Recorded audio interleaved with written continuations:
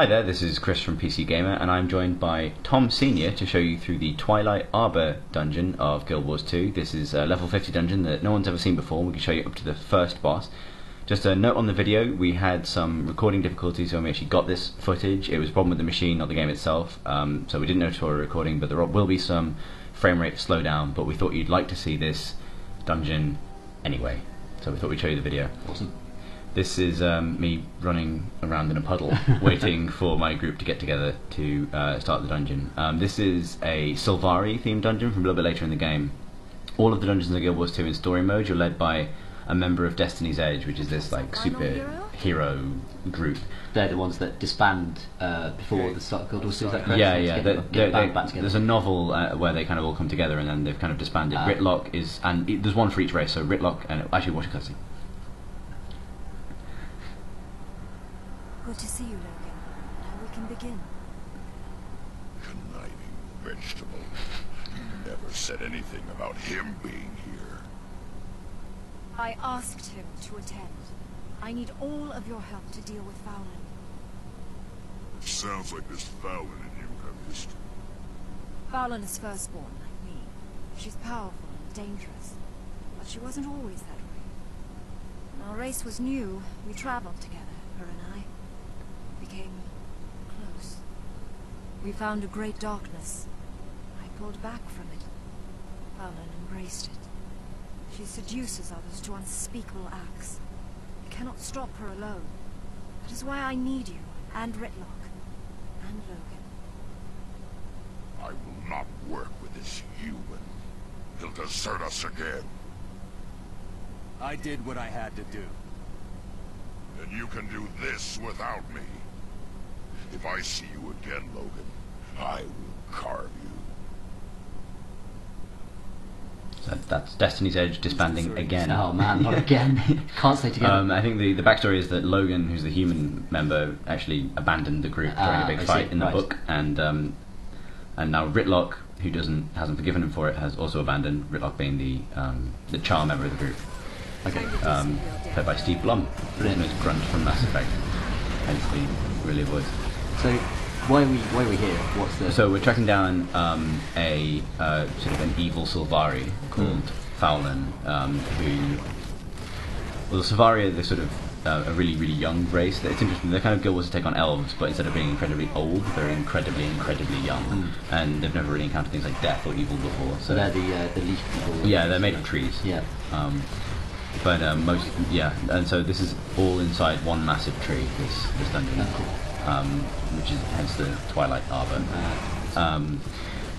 Hell of a lot of punching spiders. I'm playing a Guardian, who is a kind of magic-based melee character, really good at putting up shields and things. And I'm playing with 4 members of the Guild Wars 2 QA team who run these dungeons all the time. So we make pretty quick progress. They know exactly what's coming. They do this 4 times a day. Yeah. So this is how they introduced a mechanic, which is rescuing Sylvari prisoners from these pods. And every time you open one of these pods, there's a chance that the person inside will be a bad guy, right? So it's another mob to fight. Otherwise, there's a chance that there'll be a good guy, in which case you get a buff, which means that if you run out of health, you'll still get your health back. Wow, that's potentially awesome. Yeah. And the odds of that happening are kind of like a closely guarded secret, but it's this kind of risk-reward thing of freeing the prisoners and getting the awesome buff versus having to fight another mob, which if you're in the middle of a tough fight can be difficult. So how challenging are these fighters compared to most villains you'd encounter, like at level 50? We are clearing. It's not. Actually, to be honest, it's not that different from clearing sort of regular event mobs. We're kind of using the same strategies we would be. You can see the markings on the ground for where AOE is coming in. Yeah. I'm currently using two-handed sword, which allows me to throw out this AOE. Oh, see, we got we've got 3 saved ones in a row, which is statistically unlikely. Good go. And then and a bad guy. So when does that buff kick in? Is it just when you're? It's immediate. Well, you get it immediately, and your entire team gets it. Yeah. Or I think maybe in a radius around the original thing. But the idea is to try and use it as sort of a backup, right? So you kind of like try and stock up on it before you go and take on the boss. Big enemies. Yeah. So these guys individually aren't much of a problem, but we can't fight too many of them at once. The health bars are pretty chunky. I'm in a sort of DPS mode at the moment, so I've got a two-handed sword, which allows me to do AoE, and I can still sort of plant down some shields and do some healing stuff, but it's nowhere near as effective as it would be if I had a shield. And that's because we're only fighting sort of one enemy at a time. But even then, you can see I'm losing big chunks of health. We're being supported by Warrior, who's placing that banner down, the banner of defense, which is again helping. And we've also got a Necromancer with us as well, and a Thief. I guess the thing we always talk about with Guild Wars 2 is that no one has, everyone can do a bit of everything. So yeah. Do you still take roles within this group, so that if there's someone who's dedicated to supporting you? It's less cut and dry than other MMOs. Like it's more about making sure that you can handle different kinds of damage wherever that comes from. So it may be that you're, for example, firing an arrow through a light field cures poison. So in that sort of situation where a Mesmer and a Ranger can do the job of a healer, you know what I mean? And so it's sort of, you're still kind of achieving the same things in terms of soaking up damage and dealing out damage, but you're achieving it collectively and in a much kind of more broken down way. It's not sort of a one ability that does this one thing. It's kind of the way things kind of interact with each other, which is really cool. Before you went into this dungeon, did you divvy up, like, say, you're going to be the guy who goes in and does AoE DPS? Or not really, actually. I was kind of run through this thing pretty quickly by these guys, and I sort of settled into using my shield. You see, I switched over to hammer and shield now. That gives you access to a different ability. So my 1 and 2 and 3 abilities are based on my hammer, which are kind of defensive and about kind of stacking up buffs on my allies, I think, the hammer. And then my 4 and 5 are my shield abilities, which allow me to bash enemies and deflect damage, and also put down a massive shield that affects my entire group. Okay. And much more supportive than your double-handed sword. Yeah, I mean, I'm basically specialising in being the person who doesn't fall over. And maybe falls over a little bit, but just like go back up straight away because of the buff. Yeah. So, how easy is it to switch between those? Do you have 2 weapon sets? You have 2 weapon sets. It depends on your character. Engineers don't. But it's I think it's the tilde key, which allows you to instantly switch between weapons, and there's a perfunctory cooldown. Here we're fighting these spell blossoms, which do huge amounts of damage to you if you don't take them out first. Yeah. I think the idea is that people will kind of learn these techniques as they go through the dungeon and figure out kind of what order to do this stuff in. So when we were in the office doing this, the guys actually yelled at me at that point. Just jump over there. Wipe them down. There's a lot of there's a lot going on in Guild Wars 2 fights. There's a lot of effects going on. Is it hard to track who's being attacked? They have. I mean, they told me recently they have a system that actually scales the stuff dynamically. Oh, okay. So you will only, especially it's more apparent in big PvP fights, but you will mostly only see the particle effects that affect you. Oh, okay. There's still a lot to track, obviously, but I think at that point it becomes sort of reasonable that there's not a lot of irrelevant data. Right? There's a lot being thrown at you, but. So let's say like a guy across the other side of the fight is throwing a fireball, you might not necessarily see that fireball. Or it might be smaller. Okay. Sure. If it's not coming to you directly. Yeah. So this is the first boss, and this is about as far as we can show in this dungeon, unfortunately. But this Spider Queen is all about kind of handling these minions, which are being mopped up really effectively by our elementalist. You see the big patch of fire and that sort of flame that just kills them as they come out, I guess. Yeah. Where I'm sort of, I guess, moving into a tanking role, like you were talking about people playing roles, but I've just decided to hold this person here and constantly remove conditions for myself. This dungeon is really about being able to deal with poison. Like, almost every enemy in this dungeon can poison you quite badly, and therefore, like, the Guardian's ability to kind of shrug off status effects, or like what I mentioned earlier, the combos between different classes can be really, really useful. Yeah.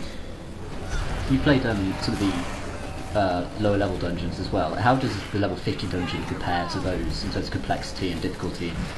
This is story mode. Story mode is kind of intended to be run through fairly easily by a pickup group. Okay. Explorable, I didn't end up playing this dungeon in Explorable, but Ascalonian Catacombs, which people who played the beta will, some of them will have played, does scale, like, get dramatically harder when you go into Explorable. And I saw a little bit of this sort of where they showed me where the hooks were for Explorable mode. So things that might be walled off in this can branch off and become explorable wings of the dungeon. In terms of how it compared, I actually found that this was about as hard as Ascalonian Catacombs, given the level difference. Like, it was still, it took about the same amount of time. There were some challenges later on that required a bit more thought, and we were lucky that we had a team that was very experienced. Yeah, and I guess both times I've played through these, I've had teams with me that knew what they were doing. it is designed that you kind of will get through it the first time to see the story, see these cutscenes like the one we're about to get. Yeah. And then when you go through the dungeon subsequently, it's about kind of really trying to figure out these encounters and trying to do them successfully. I was told actually that the hardest stuff in the game, the level 80 dungeons, there are very, very few people at ArenaNet who have beaten them yet. Oh wow. And even then they've had a hard time with it. Okay. They made the interesting point that they kind of have to build all this stuff to be significantly harder than they can do Yes. in order for the players to be able to They expect the players to Yeah. exceed their Well, I mean, you can imagine they are only, 50 people. Yeah. You're going to throw thousands of people at it. Someone's gonna- Yeah. Well, taking this guy out. A week over So we've got another cutscene coming. just as we were when you abandoned. I like new places. Just go for the Chamber of Envy. Expected this from Ridlock, but not from you. I really love that chamber. I am Wish it was not mine. your schemes, and you insult me. Done. Finish this on your own. And another member of Destiny's Edge Ah, runs away. Just hate each other. Yeah, they do. Apparently they've all got to come together at the end in a kind of bringing the band back together moment Yeah. of victory, but hey.